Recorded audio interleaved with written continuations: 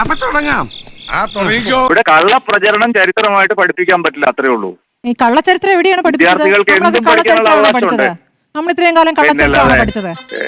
പിന്നെ എന്താ സംശയം? ഗാന്ധിയെ കൊന്നത് RSS എന്നല്ലേ നമ്മളിപ്പോ ഇവര് പറഞ്ഞു നടക്കുന്നത്? ഗാന്ധിയെ കൊന്നത് RSS. ഗാന്ധി എങ്ങനെയാ മരിച്ചത്? ഗാന്ധി എങ്ങനെയാ മരിച്ചത്? ഗാന്ധി എങ്ങനെയാ മരിച്ചത്? എന്റെ ചോദ്യം, ഗാന്ധിയെ കൊന്നത് RSS അല്ല, അതാണ് പ്രശ്നം. ഗാന്ധിയെ കൊന്നത് ഗോഡ്സെയാണ്. ഗാന്ധിയെ കൊന്നത് ഗോഡ്സെയുടെ ആശയം എന്തായിരുന്നു? കപൂർ കമ്മീഷൻ. ഗോഡ്സെയുടെ ആശയം എന്തായിരുന്നു?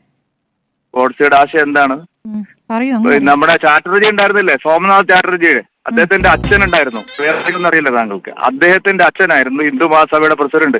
എന്നാ പിന്നെ CPM ആണ് കൊന്നെന്ന് പറയാൻ പറ്റുമോ? നിങ്ങളുടെ ഞാൻ ചോദിക്കട്ടെ, മാവോയിസ്റ്റുകളുടെ ആശയം എന്താണ്? ഞാനിപ്പോ പിണറായി വിജയൻ മാവോയിസ്റ്റ് ആണ്, ഇവിടെ കൊല്ലം നടക്കണമെന്ന് എനിക്ക് പറയാൻ പറ്റുമോ?